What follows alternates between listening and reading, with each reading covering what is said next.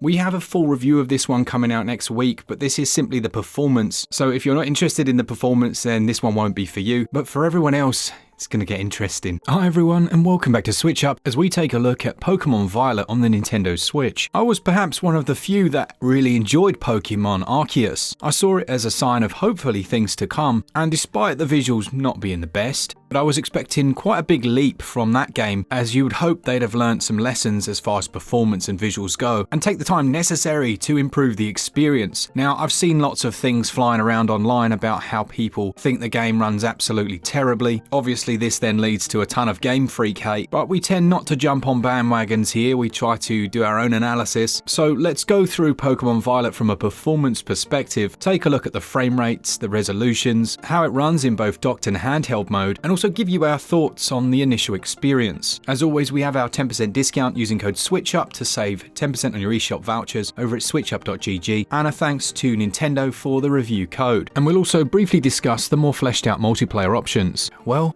let's find out.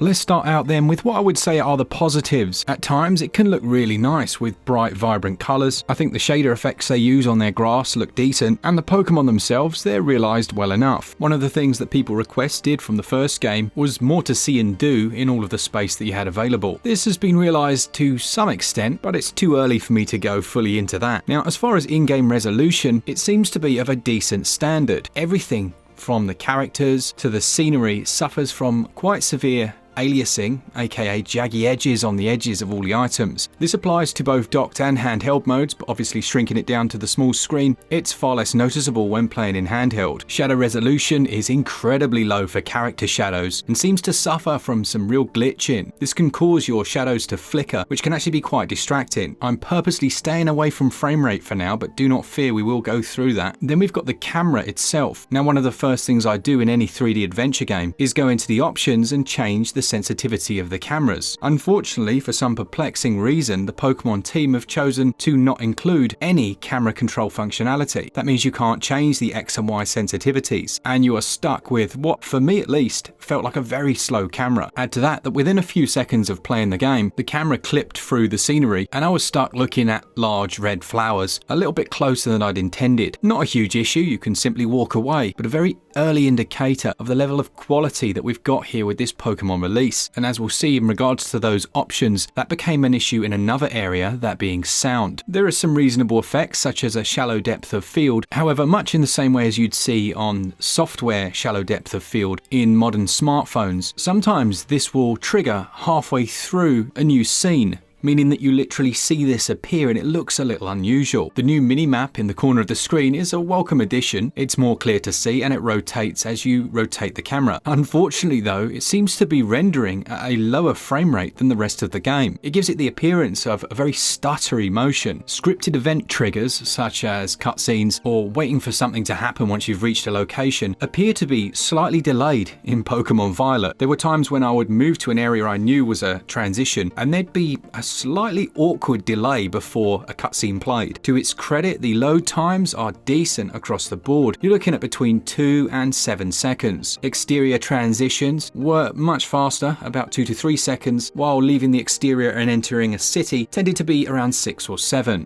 Draw distance. When stood completely still, it looks okay. However, as soon as you move, you'll notice quite significant pop-in. It essentially makes scouting distant Pokemon almost impossible. Now, something we've seen in a few games, we saw this in Monster Hunter, which in fairness was a much better running game. The distant animations of the Pokemon and other characters are reduced quite significantly to improve the overall performance, and this can be fine. If that distance is far enough away, it really doesn't affect the gameplay. However, I noticed that this same technique is actually brought into some cutscenes. In the classroom, you can see the entire class. They look like they've been animated with stop frame animation. The same goes when walking around the towns and the cities. It doesn't present a polished picture. There's a bit of a retro feel as well as far as performance goes, and that is that whenever there are any particle effects such as smoke, the frame rate will chug right down down, which I think is the perfect time to begin to look at those frame rates. So Pokemon Violet at least targets 30 frames per second. It targets that, but it does not achieve that. You'll be aware very quickly that this will stutter down on a number of occasions and sometimes seemingly at random. And as soon as you enter the larger areas and start to head towards more complex geometry, if it can be called that, you will see this drop down as low as 24 frames per second. Now, I've seen low frame rates before in games whereby the frame pacing has mitigated some of the possible negative effects of that. It can't be completely helped, but if the frame pacing is okay, then you don't notice as much when the frame rates fluctuate. That is not the case in Pokemon at the moment. I actually felt quite nauseous as I made my way around the world, and that was because the frame pacing was constantly changing. There are times when the frame rate's maintained,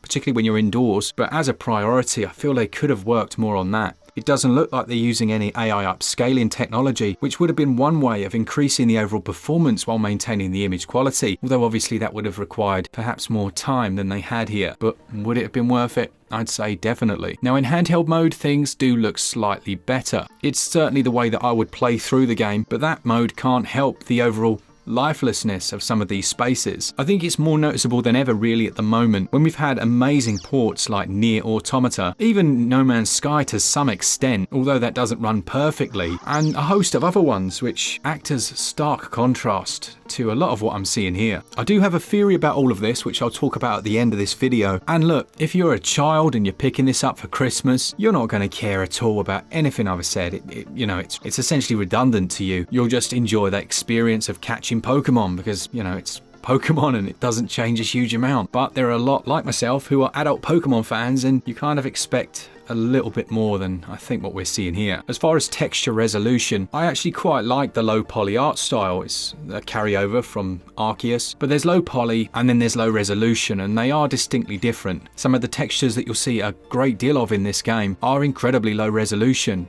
and actually look quite jarring. And then we've got visual bugs and glitches, characters flickering in and out of existence, items that are being used by NPCs just flashing on and off of the screen, and probably a lot more that I haven't actually spotted yet. Performance within battles thankfully is fine, and this seems to maintain a much more consistent frame rate, but as I am sure is abundantly clear, it's not quite what I'd hoped for when it comes to performance, and they really will need to do some quite heavy patchwork. It just doesn't feel like a first party, full price premium game. It really reminds me of the Assassin's Creed series. When they began to pump out yearly editions and yearly iterations of games, you see that quality just begin to drop off, and it's understandable. You've got the same size team trying to produce an equal open world experience with a limited time frame. Something's got to give, particularly when the original performance of the Nintendo Switch requires tweaking and requires that dedicated time. There will be many of you saying, no, it's not terrible, Mark, it's okay, it's playable, and it is, yes, it's definitely playable, but if you just forked out full price on this, I can imagine you'd be very frustrated. It's the little details, things like when you boot up the game and you expect to have a menu screen, be able to go through, change options,